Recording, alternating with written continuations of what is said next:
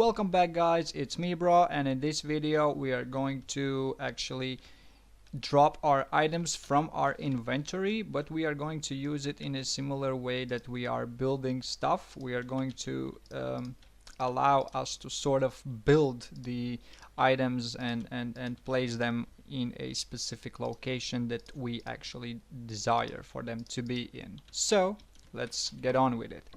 First thing what I'm gonna do, I'm gonna open up my inventory system folder, and I'm gonna open up my S inventory structure, and inside of here I'm gonna add a couple of variables.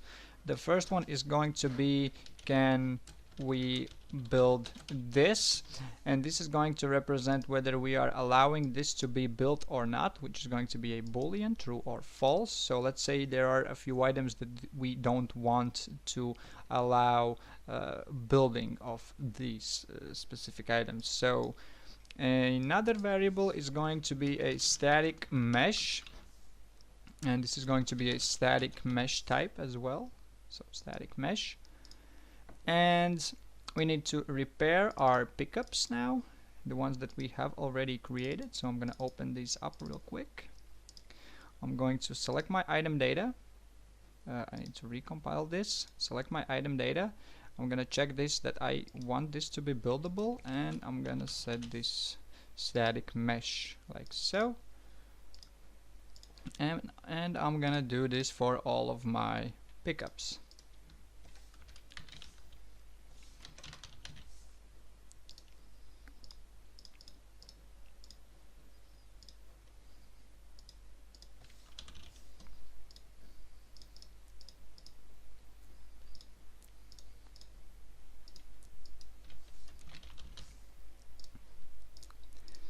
And now once this is done, I'm gonna create a new pickup here. So I'm gonna add a new blueprint class, which is going to again be a static mesh actor class. So I'm gonna select this, and I'm gonna make this a spawned pickup. For the static mesh, I'm just gonna add a cube like so. There we go. I'm gonna make this movable. I'm gonna simulate physics on this one like so. I'm gonna go to the event graph, and I will add a variable which is going to be our item data again. The type is going to be S inventory like so, and we need to make this instance editable and exposed on spawn. I'm gonna delete these bottom two, and I'm only gonna leave the begin play event. I'm gonna drag in my item data. I'm gonna break the result, and what I'm gonna do is I'm gonna drag in my static mesh component. Move this down a bit, and I'm going to drag from it and set static mesh. So we're going to set the static mesh component, and we're going to set this to our static mesh from our item data. And another thing that we're going to do is I'm going to drag again from my static mesh component, and I'm going to set world scale 3D like so. And I'm going to connect this scale to my build scale like so. So I think this should be it. If I missed something, I'm gonna come back and fix this later on. So I'm gonna leave this open. The next thing what I'm gonna do is I'm gonna go to my UI, and I'm gonna create a new user interface widget blueprint, which I'm gonna call UI buildable items.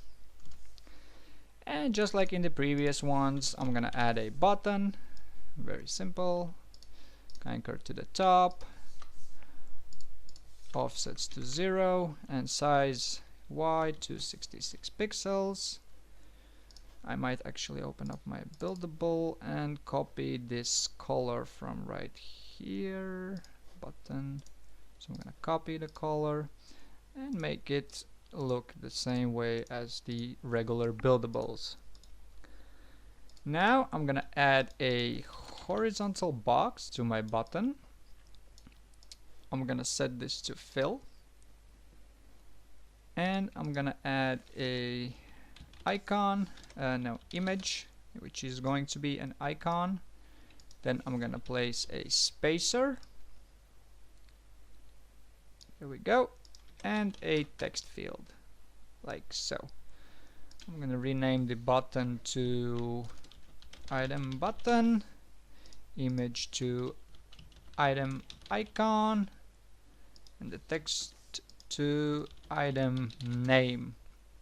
I'm gonna make sure all of these are set to is variable, text, image, and the button. For the image, I'm gonna change the size to 64 by 64. I'm gonna set my spacer's X size to 20 to give it a little bit of a gap, and I'm gonna anchor my text to the middle, like so.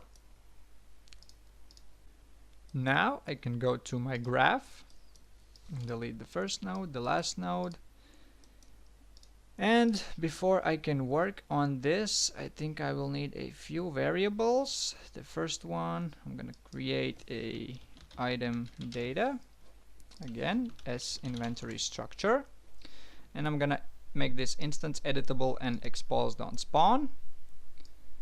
Now I could drag this in, break the result, and I will drag in my item name first. I'm gonna drag from it and set text, and the text is going to be the item name. I will need some more space, I guess. Yep, there we go. And the next one is going to be my item icon, and for this I'm gonna set brush from texture, like so. And for the texture, of course, I'm gonna use the icon from my structure, like this. And I think in this one, this should be it for now. For now, this is good enough. Now I need to go to my third person character, and I need to add a couple of variables over here. So now I'm gonna open up my build system variables. So what do we have? We have a regular build ID, but for the items we are gonna need another ID. So I'm going to create a new variable, and this is going to be a buildable item ID, which is going to have a integer type, like so. I'm gonna move this over here, like this. And I think I don't need any more of these variables over here, so let's leave it at that. I'm gonna go back to my buildable items UI, and well, first let's just draw this to the screen, and then we will make this actually working. So I'm gonna go to my, not buildables, I need to open up my UI build menu where we have our buildables, and I'm just gonna add a text over here to separate the sections. I'm gonna make this to the middle, and I'm gonna set the content text to buildables, so I know that these are the buildables list. And I could add a horizontal box to the canvas, and I'm gonna drag in my vertical box in this horizontal box. I'm gonna anchor this to the middle. I'm gonna make size 900 by 800. This is going to be a minus 450 and minus 400, so that this would be in the middle. Then I'm gonna select my vertical box. I'm gonna set this to fill, and now I can click on it, press Ctrl W to duplicate it. And for the text, this is going to be buildable items. And for the scroll box, I'm gonna rename this to buildable items as well, like so. So I think this should be it. Now we can go to event graph for our build menu. And here we have this function that creates our buildables, and from this loop where we have this completed, so once we complete with this, we need to drag from our third person character, we need to get our inventory, like so. Then we need to do a loop for each, and I'm gonna connect the execution to complete. So when we complete this, we launch another loop, and I'm gonna drag from my array elements. I'm gonna break this structure because we have this can we build this, and we are going to check if we are allowed to build this item. And if we are allowed to build this item, then we can do a create widget like so, and the widget is going to be our buildable no, I mean not buildable items, there we go.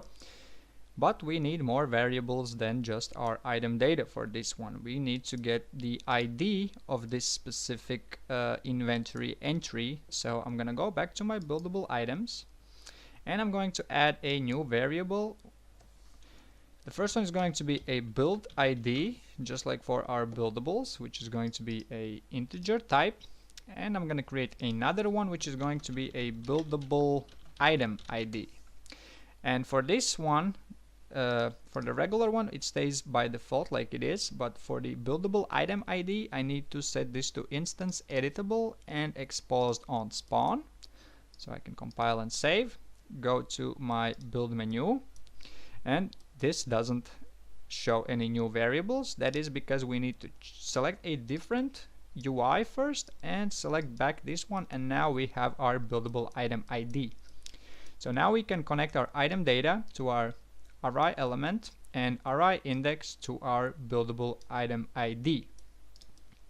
Now I need to drag in my buildable items scroll box like so, and I need to add child.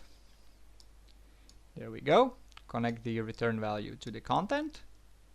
And that's going to be it for this function. So now once this is set up, we need to go back to our third person character, and we need to connect pins from our structure, which we can find in our add item and remove item functions right here. As you can see, we don't have connected can we build this, and our static mesh as well. So go to these functions, connect the pins like so. Now if we compile and save and go to our game, pick up a few items, press B, and now we can see our buildable items, but we can't place them. So what do we do now? Now we can go back to our buildable items. Here we are. I think we created all the variables that we need, and what I'm gonna do now is I'm gonna click on my item button. I'm gonna create a on click event, and when we click on this button we will be able to build. But to make it more simple for us to create these nodes, we can go to our UI buildable, where we already have a very similar function like this, and we can just simply copy all of this except for the event itself. So I'm gonna copy all of these nodes like so, and I'm gonna paste them over here like so. There we go. Now we need to delete this because we don't have a build info, we have a item data. This is not a buildable item, buildable structure, this is a buildable item. So I'm gonna drag in my item data, and I'm gonna break this structure, and I'm gonna get my build scale from over here.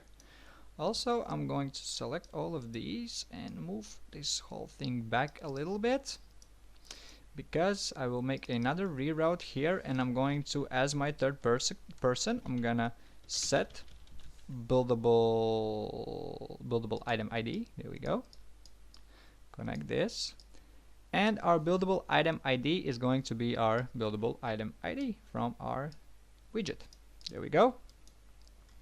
And for our build ID, I'm gonna select the variable, and I'm gonna type in a number that will most definitely not match with any of our buildables. So in my case, I'm gonna make this 9,999, 999999999. If I was German, that would mean no, but I'm not a German, so this is something else. And that's a stupid joke.